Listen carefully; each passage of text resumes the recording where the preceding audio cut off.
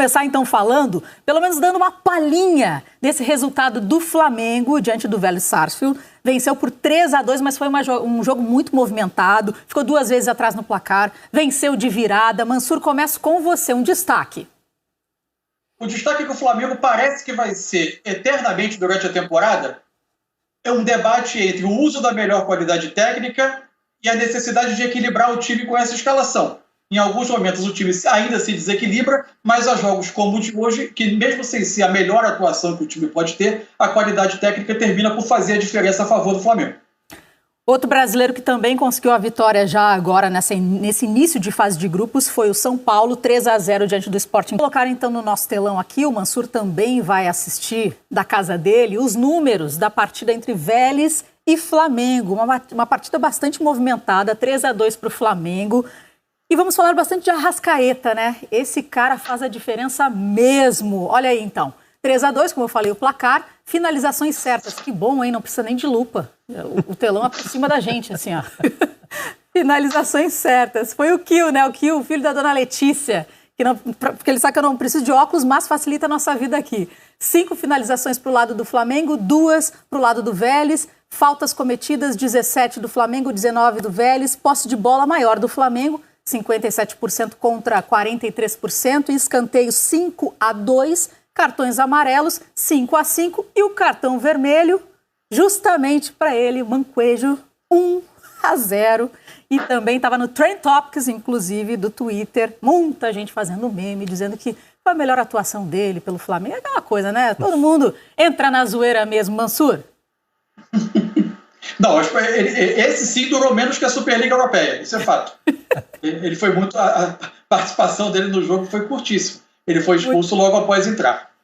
Verdade. Mas vamos falar um pouquinho também já dessa partida, aproveitar olhando esses números.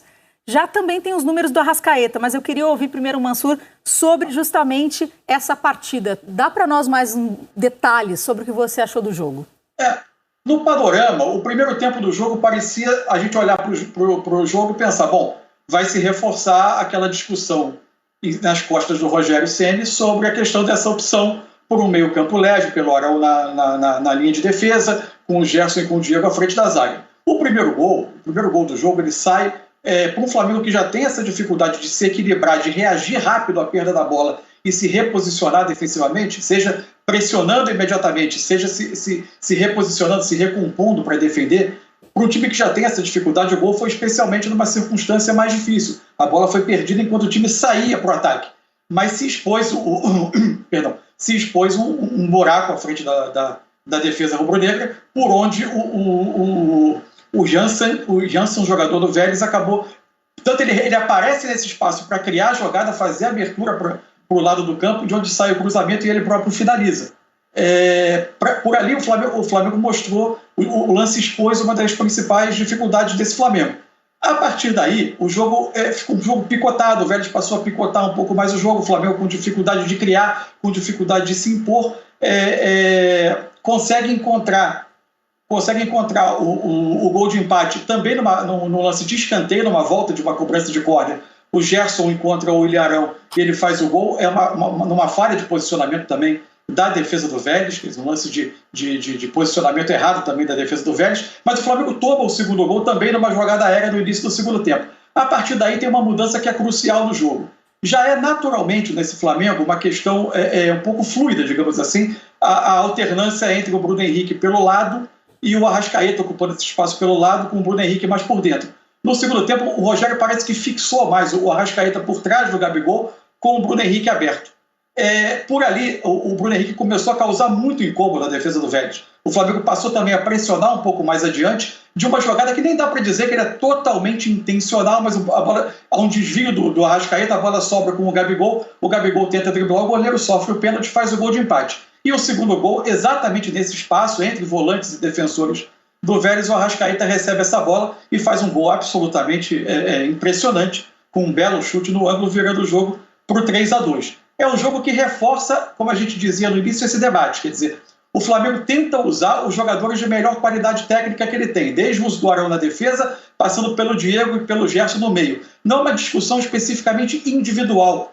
A argumentação contra essa opção ela não é uma discussão apenas individual. O Diego, por exemplo, com a bola, hoje ele fez um ótimo jogo. A questão é que o time, por vezes, se desequilibra e se desestrutura. Mas, por vezes, também o jogo é um jogo de convicções. E o Rogério, claramente, está com as suas convicções de adotar esse modelo, imaginando que o uso da qualidade técnica compense esses desequilíbrios. Hoje terminou por ser um jogo que reforça o discurso do treinador. A qualidade técnica dos jogadores, especialmente do Arrascaeta, nesse jogo especificamente, acabou desequilibrando o jogo a favor do Flamengo. Não foi o melhor Flamengo, o Flamengo mais criativo, o Flamengo que dominasse e tivesse um controle absoluto do jogo, mas no fim das contas, pesando na balança, foi um Flamengo que construiu até mais do que o Vélez para chegar aos 3-2. Vocês estão mandando bastante mensagem aqui na hashtag Troca de Passes. Prometo que daqui a pouquinho eu tento dar uma olhada aqui, porque tem bastante coisa para a gente conversar, mas eu prometi os números do Arrascaeta. Vou colocar aqui no telão, o Mansur vai sumir novamente, mas vai estar também ligado com a gente, porque ele estava um pouco sumido no jogo, mas depois apareceu, e quando apareceu, ele marcou, né? Ele fez o que tinha que fazer. Jogos pelo Flamengo, 106 partidas, 34 gols marcados, 33 assistências dadas, sendo que até aqui no GE. Globo, o Felipe Schmidt colocou pra gente, que é o nosso setorista, o nosso repórter que fica de olho também no Flamengo, atualizando o Arrascaeta pelo Flamengo em 2021. 4 jogos, 4 gols. Então, assim, o que falar desse cara, sabe, Rafa? E é um cara de jogos grandes, né? A gente tá falando de uma estreia fora de casa na Argentina, pela Libertadores, e ele dando mais uma vez uma resposta nesse contexto mais pesado. Passa muito pelo que o Mansur citou, né? O jogo no segundo tempo, quando a gente fala de um Flamengo do Rogério Ceni, é um Flamengo que até por essa, talvez fragilidade seja forte, mas por essa escalação mais arejada, com mais jogadores de qualidade, né, em detrimento talvez dessa pegada um pouco maior, o que a gente vê é um time mais suscetível a sofrer com transições do adversário. E com isso, o jogo de Arrascaeta e Everton Ribeiro, que são os meias, mas que partem dos lados do campo, em vários momentos fica comprometido. Porque se o Flamengo pressiona alto e o adversário tem qualidade para escapar dessa primeira pressão e acelerar nas costas do meio-campo do Flamengo, é muito pesado para essa linha de 4 do meio-campo, ainda mais de quem a gente está falando. A gente está falando de Gerson, Diego e os 2 que eu já citei, que partem dos lados. Então, para o Arrascaeta é muito mais confortável estar por dentro, hoje, nesse Flamengo, em 2021. E eu acho que foi o que a gente viu, um pouco do desenho que a gente viu no segundo tempo. Não à toa tendo aquela possibilidade do domínio, né, para finalização com a canhota, encontrando o terceiro gol. Uma participação realmente mais efetiva. Um jogo pelo lado, onde você pressiona, nem sempre tem sucesso. Tem em vários momentos. Mas quando não tem sucesso nessa pressão, precisa percorrer uma distância gigantesca do campo, para trás e para frente, para trás e para frente, pesa muito mais nos meios do Flamengo do que acontecia em outros momentos. Então a troca, eu acho que foi uma boa leitura. E ela tende a ocorrer cada vez mais, né? Essa questão do Bruno Henrique partindo da esquerda e o Arrascaeta por dentro. Inclusive, o Rafa... Oi? Fala, mano. Perdão, desculpa, Karine. Perdão. Tranquilo. Fundo. Inclusive, tem uma questão que é um ótimo debate também. Quando o Rogério assume o Flamengo, o simples fato de ele trazer de volta o Flamengo do início para aquele desenho do 4-4-2, que ficou muito marcante em 2019, que era o desenho tático, a plataforma tática de jogo que o Jorge Jesus utilizava, induziu muita gente, e o próprio Rogério, no discurso dele, alimentou um pouco isso, de um reencontro com a forma de jogar do Jorge Jesus, que era um jogo muito fluido, de muita mobilidade na frente. O fato é que o jogo do Rogério, e quando a gente vê o Flamengo com algum tempo de treinamento, antes de cada jogo, inclusive na reta final do Brasileiro do ano passado, sempre que o time tinha um tempo maior de treinamento, ficava muito claro como o Rogério busca, embora tenha um nível de mobilidade à frente, ele busca um time com um pouco mais de ocupação de zonas específicas do ataque. O jogo tende mais para uma linguagem diferente daquela do Jorge Jesus, com o time com posicionamento, com posições um pouco mais demarcadas no ataque. E isso acaba induzindo para um jogo um pouco mais afeito também, a ter o Bruno Henrique como um homem mais aberto pelo lado esquerdo em mais momentos do jogo do que tinha com o Jorge Jesus, quando ele fazia muito mais as diagonais de dentro para fora para buscar essa jogada pelo lado, num esquema muito mais móvel do que agora, né? Então acho que tem muito a ver também com que os treinamentos do Rogério induzem ao time fazer e com o que é o entendimento dele de jogo, que não é tão similar assim, como andou se falando, ao time de 2019, que é tão marcante na história do Flamengo. O Mansur foi muito bem nessa, porque tem o discurso da chegada. E aí eu acho que o impacto, ou pelo menos a ideia do discurso da chegada, era afastar o trabalho do Domi. Sim. Só que aproximar de Jesus traz esse efeito colateral, entendeu? Porque não é exatamente igual. E isso está se provando cada vez mais. Verdade. Até aproveitando, eu queria perguntar para o Mansur. O Rogério tem sido muito criticado pelos torcedores, enfim, até aqui na hashtag Troca de Passe tem algumas perguntas que depois eu já vou passar junto. Mas, na tua opinião, tem base isso? Porque o resultado está vindo. Olha, Karine, o resultado está vindo. O Flamengo, agora, existem questões que o Flamengo claramente vai precisar melhorar. O que acontece? O Flamengo termina o campeonato. Essa é uma temporada muito atípica, porque é como se uma temporada não tivesse terminado e outra começado. É quase você emendar um ano no outro. Então, embora campeão brasileiro, o Flamengo traz junto consigo. O Rogério traz créditos pela conquista do brasileiro, mas traz também um olhar para aquelas atuações que incluem o fato de ter terminado com derrota, de ter terminado pendente do último gol do Corinthians Internacional, em um time que não tinha uma linearidade, uma consistência de atuações. Era um time que ainda tentava se encontrar como equipe. E inicia esse ano reforçando uma impressão de que a opção pelo Ilharão na defesa ela trazia um desequilíbrio. O que eu acho é que o Flamengo, nesse momento, ele é uma tentativa de se colocar na balança. O que vale mais a pena? Apostar na qualidade técnica ou tentar equilibrar mais o time? Eu acho que o Rogério vai seguir nessa sua tentativa de ter a maior quantidade de qualidade técnica possível, mas acho que ele vai precisar, com o tempo, e isso só o tempo dará, criar alternativas de jogo para que em algumas partidas, especialmente jogos mais físicos, especialmente em sequências de partidas mais exigentes da temporada, ele tenha outras alternativas. Ele tenha não só outras formações, mas ele tem um time mais protegido. A reta final do último brasileiro mostrou em alguns jogos que o Diego, que foi muito bem no jogo de hoje, que para mim comprovadamente pode ser um volante do Flamengo ao lado do Gerson em muitos momentos, ele teve jogos em que ele teve mais dificuldade e o time sentiu atrás. Ao sentir atrás, você cria um efeito dominó, porque você expõe uma defesa em que um dos seus defensores não é um zagueiro especialista para jogar exposto como zagueiro e resolver problemas com duelos ou com posicionamento de um zagueiro muito apurado, que é o caso do Ilharão, que é um jogador em adaptação. Então eu acho que é importante que o Rogério... Eu sou sempre a favor de o treinador insistir nas suas convicções, mas acho que ele vai precisar, ao longo do tempo, ter pequenas alternativas, eu não gosto da expressão plano B, que eu acho que ela ficou muito vulgarizada no Brasil. Mas ele precisa ter pequenas alternativas para momentos específicos da temporada e para jogos específicos. Acho que a pressão é excessiva, como, aliás, é absolutamente insana a pressão no Brasil. Que, recentemente, para mim, ela ganhou um ingrediente novo. Nós temos a insanidade como cultura nacional, mas a gente tem também um ingrediente novo no futebol brasileiro, que são alguns clubes, destacadamente os mais ricos. E a percepção do público é de que os mais ricos não podem perder nunca, precisam ganhar todos os jogos. E aí se cria, por vezes, também uma cobrança desmedida. Olha, essa frase do Mansur eu vou levar para casa, hein? Nós temos a insanidade como cultura nacional. Nossa. Em todas as áreas. Tem piorado. Tem ido mais para o extremo. E só para completar... Isso, sim, eu queria que você... É que eu acho que o Rogério ele assume um risco quando as escolhas deles fazem a gente tender a acreditar que a qualidade individual resolve os problemas. Porque aí vira o seguinte discurso. O Rogério atrapalha esse Flamengo. Os jogadores resolvem os problemas. E quando ele acumula jogadores de muita qualidade, a tendência é que eles consigam, né, encontrar as soluções dentro do jogo, baseados no que são as premissas, os treinamentos, a meteorologia, a transferência do treino para o jogo, todo o trabalho. Mas o trabalho é relegado a segundo plano quando isso acontece. Porque no senso comum, a individualidade resolve. No senso comum. Então, isso é um problema para o Rogério administrar também. Claro. Porque vira um treinador menor do que o time. Vira um treinador na percepção.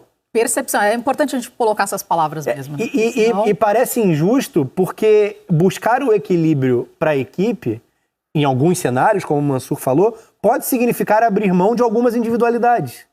E aí é o contraponto, é o extremo... Não o extremo, mas enfim, encontrar o equilíbrio disso é muito complicado. E acho que o Flamengo ainda não está nesse ponto.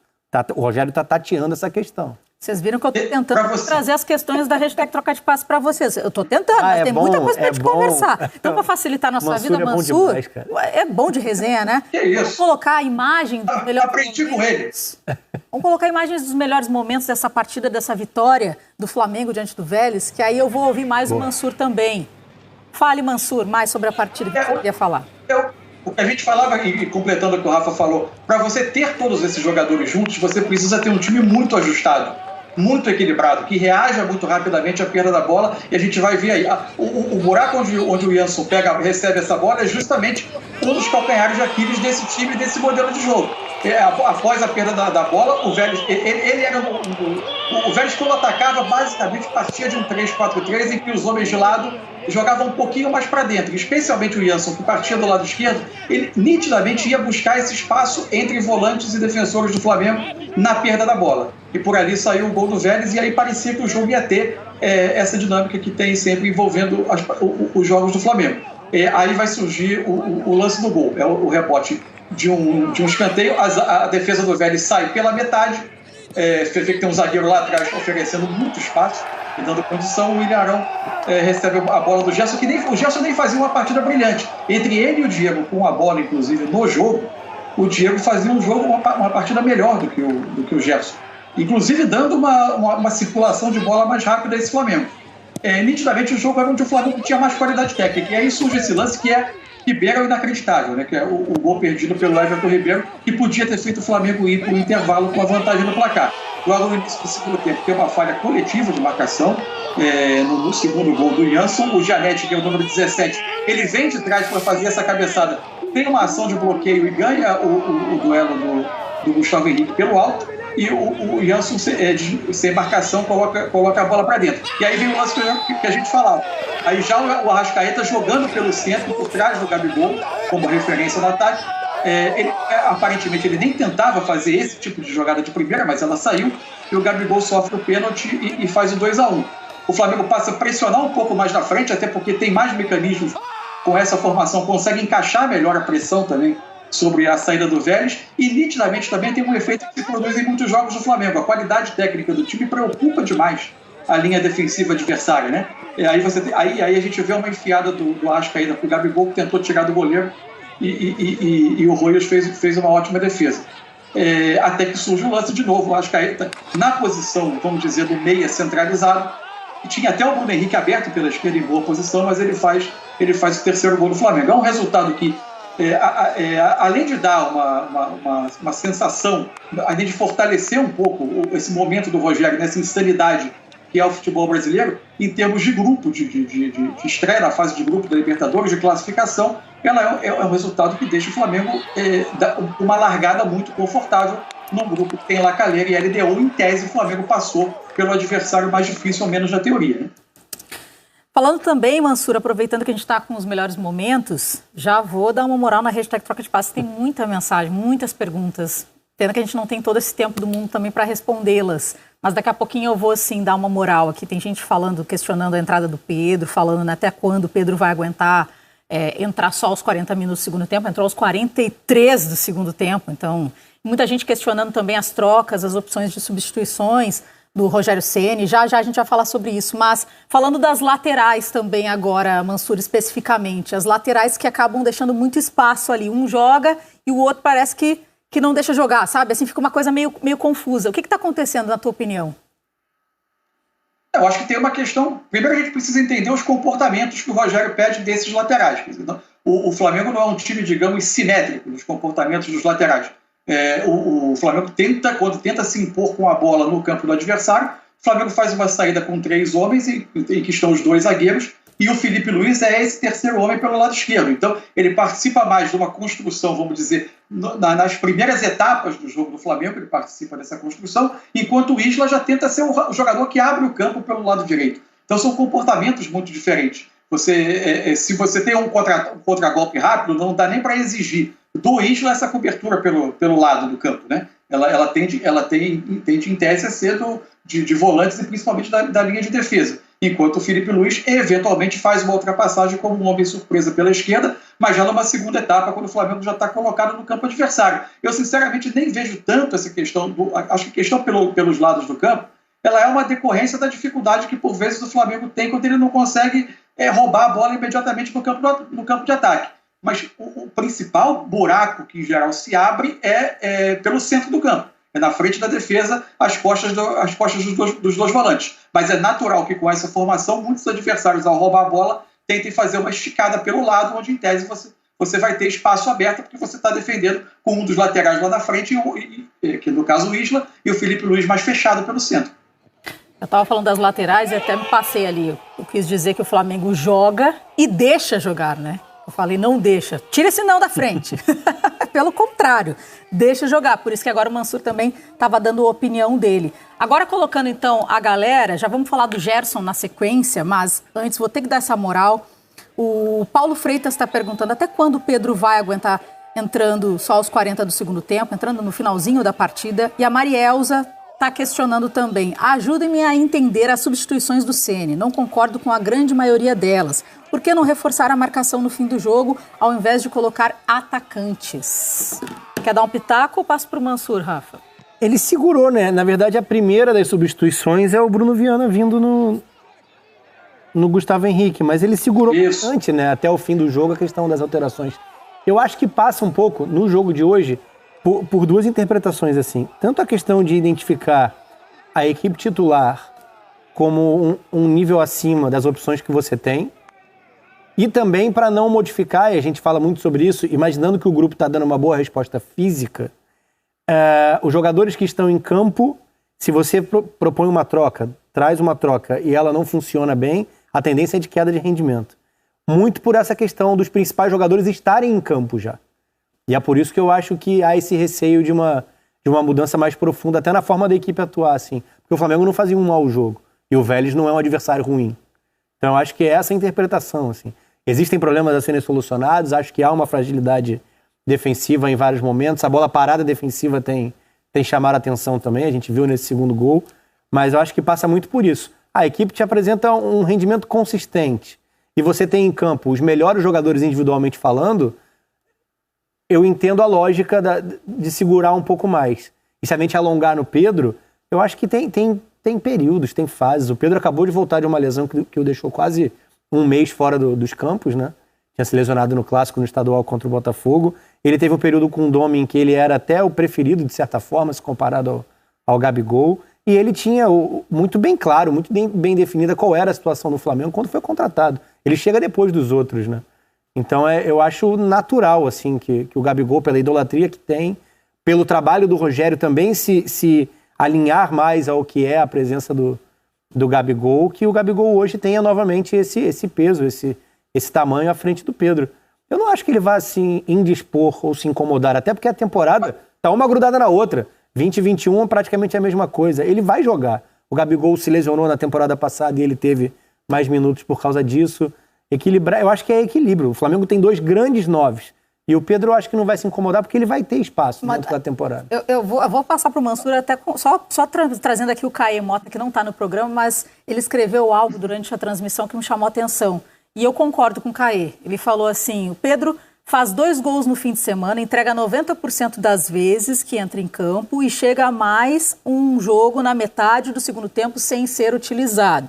Aí ele coloca, esse é o grande problema, não faz o menor sentido. O Flamengo tem Everton Ribeiro, mal mais uma vez, em campo e tal, e o pessoal também estava falando em relação ao Everton Ribeiro, que aparentou pelo menos abaixo da média. Eu acho que sentido até faz por tudo isso que o Rafa colocou. Pela trajetória do Gabigol, pelo encaixe no estilo de jogo, no modelo, por estar absolutamente habituado ao time e o time a ele, por tudo isso. Eu acho que a grande questão em torno do Pedro, ele claramente é um profissional, um bom profissional, não é o tipo de jogador que vai criar um problema, que vai criar uma questão disciplinar, que vai se rebelar por jogar poucos minutos, e naturalmente ele vai jogar muitos minutos ao longo de uma temporada tão exigente. A questão é quantos minutos e se em algum momento isso atenderá ou não a aspirações que ele tenha num ano que antecede ano de Copa do Mundo. Em algum momento, se essa situação persistir, eu acho que seria natural, seria humano, seria compreensível, seria absolutamente normal no universo profissional de um jogador que eventualmente tem uma aspiração, por exemplo, de seleção brasileira. Não estou nem falando de uma nova venda para a Europa, porque ele esteve lá, acabou de ser comprado. Não vejo ele como um jogador que talvez tenha na elite, no topo da pirâmide europeia, nesse momento, um mercado tão claro. Mas o fato é que ele é um jogador que hoje pode aspirar a um lugar, por exemplo, em seleção. Ele tem um nível muito alto sempre que ele entra. A questão é se em algum momento os minutos que ele tem neste Flamengo, pela concorrência natural, vão parecer pouco para o Pedro, e aí ele possa considerar um novo horizonte. Aí é uma questão de ambição, e a gente só vai saber isso com o passar do tempo. Agora, eu acho que não dá para negar que pode haver uma questão, sim, mais adiante.